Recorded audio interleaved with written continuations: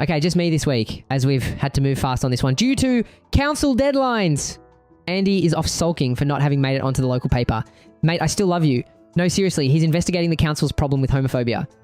Struth, North Taunton has a new emergency. Not potholes, not disappearing buses.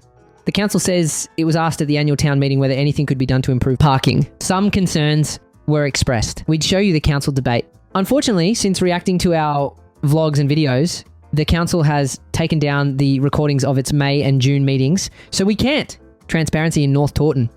Now you see it. Now the council doesn't like what you saw. Now you don't. So how many people raise these concerns? 2, 3, a councillor unable to park while collecting a newspaper.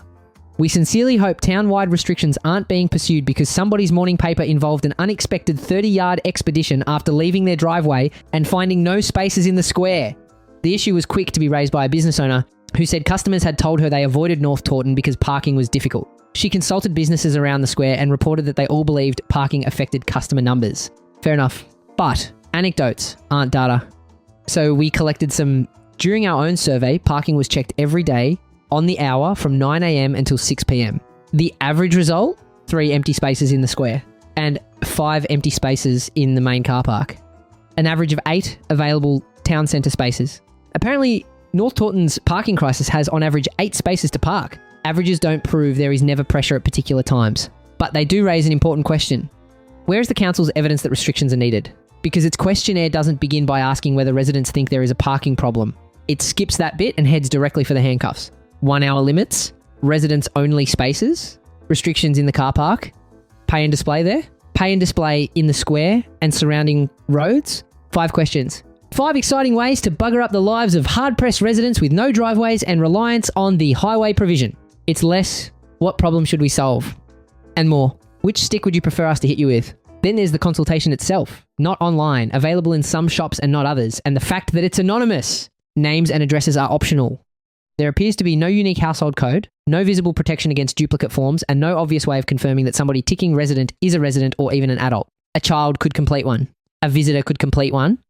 Someone with a photocopier and unusually strong feelings about parking meters could complete 20. That doesn't mean abuse will happen. But how can the result be trusted? How will duplicates be detected? How will eligibility be checked? Will it represent verified residents, households, or merely pieces of paper? Otherwise, a mysterious pile of anonymous ticks could emerge from the council office and be proclaimed the will of North Taunton, and the consequences won't remain neatly inside the square. Cars don't evaporate if restrictions arrive. They move into Exeter Street, North Street, and surrounding residential roads. Pay and display would push shoppers elsewhere, as evidenced in other towns. Residents without private parking could lose access near their homes. Workers may spend the day moving cars around town like a municipal game of automobile chairs. Signs, legal orders, machines, maintenance and enforcement all cost money, all to address a problem our observations suggest may have been somewhat overstated. But honestly, don't take our word for it, because here's the tasty bit. North Taunton investigated parking years ago. A 2017 Transport Working Group report surveyed vehicles and considered additional parking sites, expanding car parks, changing layouts, developer contributions and discussions with Devon Highways. What happened? Were those ideas costed? Rejected? Investigated? Or did the report become trapped behind a filing cabinet, or once written get filed under too much hard work? 9 years later, residents receive a questionnaire offering restrictions and charges with no explanation of what became of the earlier work. Apparently, North Taunton doesn't need institutional memory.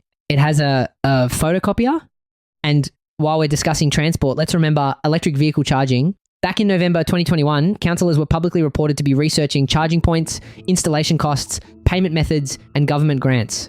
Very forward thinking. Unfortunately, the discussions drained everyone's battery, and the role the council should take in advancing services and provision had all the cables, but nowhere to charge the intent. Nearly 5 years later, the most reliable way to charge an electric car here is still drive somewhere else. So pay and display machines and enforcement are realistic, but providing electricity to modern vehicles remains science fiction. Before anybody asks the whole town to accept restrictions, here's another revolutionary proposal. If somebody has private parking behind their shop premises, perhaps they could park there. If somebody lives close enough to walk and is able to, perhaps they could occasionally leave the car at home. We could call it Operation Practice What You Park. Cost? Nothing. Traffic order? None. Parking officer? Unnecessary. 1 private space used. 1 public space released for a customer, because occupying a public space throughout the working day while asking the council to regulate everybody else would be rather cheeky. That isn't solving North Taunton's parking problem. That's outsourcing your parking arrangements to the entire town. Perhaps particular spaces need better management, but first establish the problem. Publish the evidence. Explain how anonymous responses will be validated. Consider displacement. Revisit the previous work. The consultation closes on the 31st of July. So respond. Use the comments box. Ask why our observations found an average of 3 empty spaces in the square and 5 in the car park. Ask how duplicate or ineligible submissions will be identified. Ask who will independently verify the consultation. Ask what happened to the 2017 report. Because if residents remain silent, some concerns could become North Taunton supports restrictions faster than a councillor can park on their driveway after collecting their newspaper. And once the yellow lines arrive, mates, they're much harder to shift than the cars. Even if the cars can't move because their batteries are flat,